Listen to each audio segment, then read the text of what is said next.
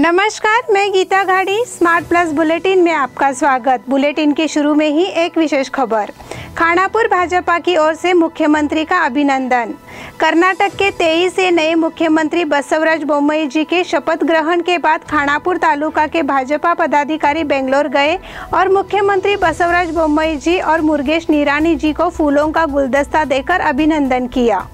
विधान परिषद सदस्य महंतेश कवडगीमठ, जिला भाजपा उपाध्यक्ष प्रमोद कोचेरी, भाजपा तालुका अध्यक्ष संजय कुबल, भाजपा नेता विठ्ठल हलगेकर, वन निगम बेंगलोर के निर्देशक सुरेश देसाई, पूर्व जिला सदस्य बाबूराव देसाई, ज्योतिबा रेमानी, भाजपा नेता किरण येल्लूरकर, वसंत देसाई, अप्पया कोडोली, अशोक देसाई, धनश्री सरदेसाई, गुंडू तोपिनकट्टी, प्रकाश गावड़े और अन्य भाजपा नेता उपस्थित थे।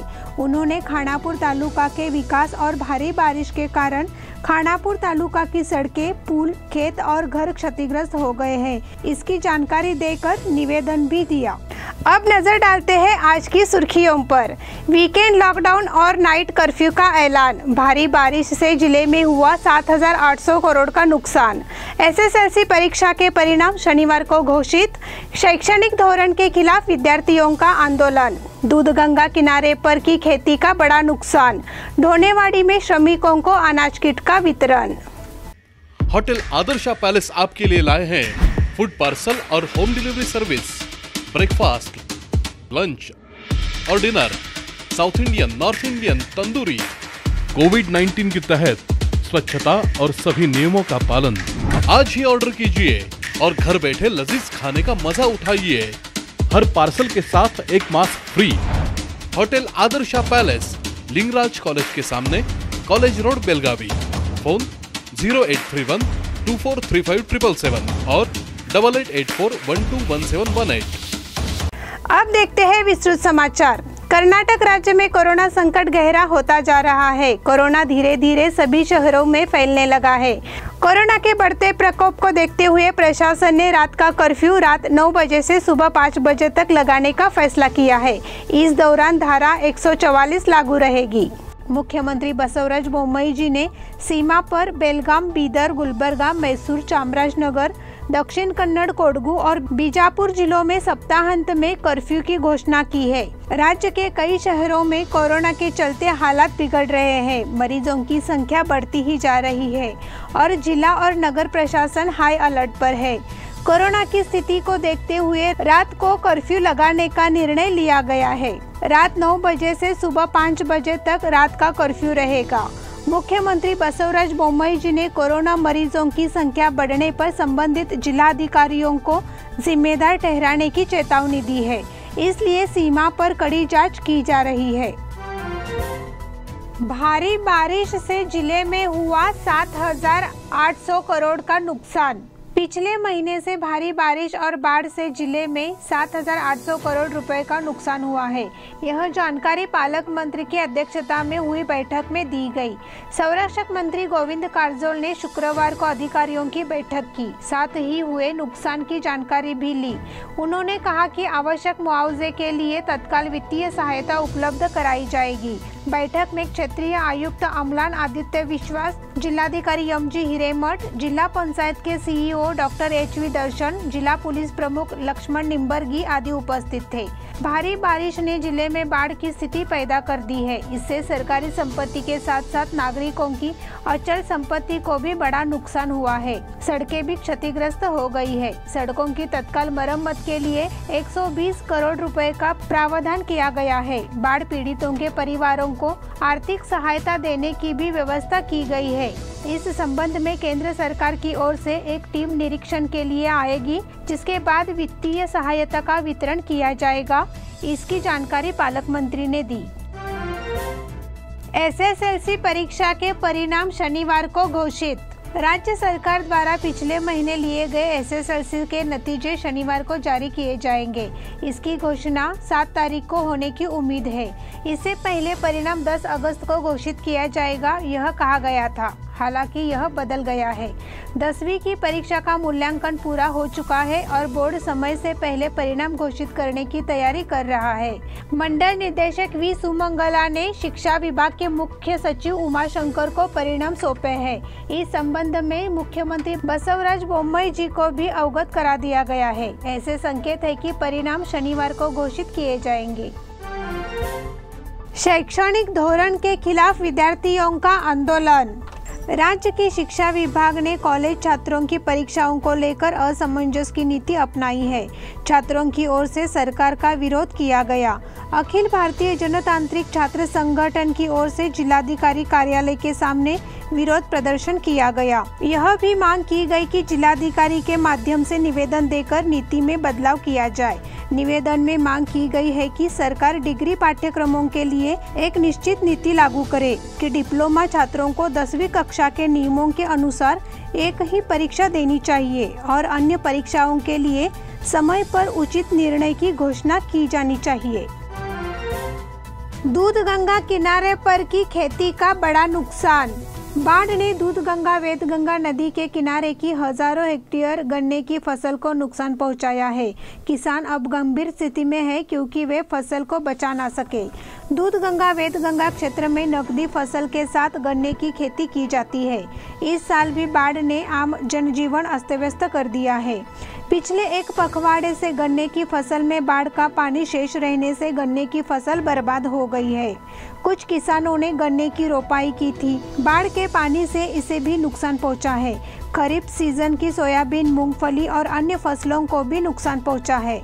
पूरी फसल बर्बाद होने से किसान बुरी तरह प्रभावित हुए हैं। इसलिए किसान उचित पंचनामा के माध्यम से सरकार से मुआवजे की मांग कर रहे हैं। ढोनेवाड़ी कारदगा में श्रमिकों को अनाज किट का वितरण।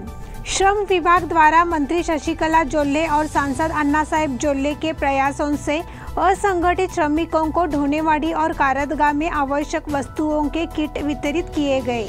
कर्नाटक राज्य सरकार असंगठित श्रमिकों के कल्याण के लिए विभिन्न उपायों को लागू कर रही है। इन असंगठित श्रमिकों के परिवारों को कोरोना महामारी से संक्रमित होने से रोकने के लिए राहत कोष से 5,000 रुपए का वितरण एवं आवश्यक वस्तुओं की किट का वितरण सकाराम नगराळे, अरविंद पाटिल, चिमासो नाडगे द्वारा किया जा रहा है।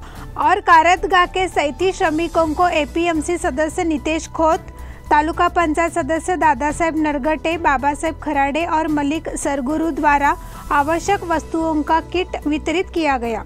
इस बुलेटिन के अगले समाचार छोटे से ब्रेक के बाद। होटल आदर्शा पैलेस आपके लिए लाए हैं फूड पार्सल और home delivery service, breakfast, lunch और dinner, south Indian, north Indian, tandoori. कोविड-19 के तहत स्वच्छता और सभी नियमों का पालन। आज ही ऑर्डर कीजिए और घर बैठे लजीज खाने का मजा उठाइए। हर पार्सल के साथ एक mask free. Hotel Adarsha palace, Lingaraj college के सामने, कॉलेज रोड, बेलगावी। फोन 0831 243577 और 8884121718। ब्रेक के बाद फिर से एक बार आपका स्वागत। मध्यवर्ती महाराष्ट्र एकीकरण समिति की बैठक में सीमावर्ती क्षेत्रों में मराठी फलक के खिलाफ तत्काल कार्रवाई के लिए कुछ दिनों में जिलाधिकारी और क्षेत्रीय आयुक्त से मुलाकात करने का निर्णय लिया गया। मराठा मंदिर हॉल में गुरुवार 5 तारीख को दीपक दलवी की अध्यक्षता में मध्यवर्ती महाराष्ट्र एकीकरण समिति की बैठक संपन्न हुई। मध्यवर्ती भाषाई अल्पसंख्यक आयोग की ओर से दी गई रिपोर्ट के मुताबिक सीमावर्ती इलाकों में मराठी फलक लगाने के लिए हम अगले कुछ दिनों में जिलाधिकारी और क्षेत्रीय आयुक्त से मुलाकात करेंगे। प्रकाश मरघाले ने अपने विचार व्यक्त किए। इस अवसर पर महासचिव मालोज अष्टेकर, एल.आई. पाटिल, रंजीत चव्हाण पाटिल ने अपने विचार व्यक्त किए। बैठक के लिए एडवोकेट राजाभाऊ पाटिल सहित अन्य पदाधिकारी उपस्थित थे। इस बैठक में खानापुर युवा समिति ने प्रधानमंत्री नरेंद्र मोदी जी को पत्र भेजने की पहल में भाग लेने का निर्णय लिया गया। इसलिए यल्लूर सीमा पर कन्नड़ फलक लगाने के प्रशासन के फैसले का विरोध किया गया और सीमा प्रकोष्ठ में IAS अधिकारियों की नियुक्ति के लिए मांग को सम्मति भी दी गई। बजरंग पुनिया ने किया सेमीफाइनल में प्रवेश। 2020 ओलंपिक में भारत के लिए गुरुवार को एक अच्छी खबर है। कुश्ती में भारत के बजरंग पुनिया ने 65 किलो भार वर्ग में लगातार 2 जीत के साथ सेमीफाइनल में प्रवेश किया। बजरंग को गोल्ड मेडल जीतने के लिए 2 जीत की जरूरत है। इससे पहले ट्यूनीशिया की सारा हमदी ने महिलाओं के 50 किलो वर्ग में भारत की सीमा बिस्ला को हराया। भारत के रवि कुमार दहिया ने कल कुश्ती में रजत पदक जीता। यह टोक्यो ओलंपिक में भारत का 5वां पदक है। कल खेले गए एक अन्य मैच में दीपक पुनिया हार गए। उनके पास कांस्य पदक जीतने का मौका था। गुरुवार 6 अगस्त को पूरे देश की नजर महिला हॉकी टीम के कांस्य पदक मैच पर थी। महिला टीम ग्रेट ब्रिटेन से हार गई, लेकिन कुश्ती में बजरंग ने निराश नहीं किया। पहले मैच में उन्होंने कजाकिस्तान के एरनाजर अकमातलिव को हराया, जिसके बाद उन्होंने ईरान से जियाजी मुर्तजा पर शानदार जीत के साथ सेमीफाइनल में प्रवेश किया। बजरंग के पास आज इतिहास रचने का मौका है। वह फाइनल में पहुंचने और स्वर्ण पदक जीतने के बाद पहले भारतीय होंगे।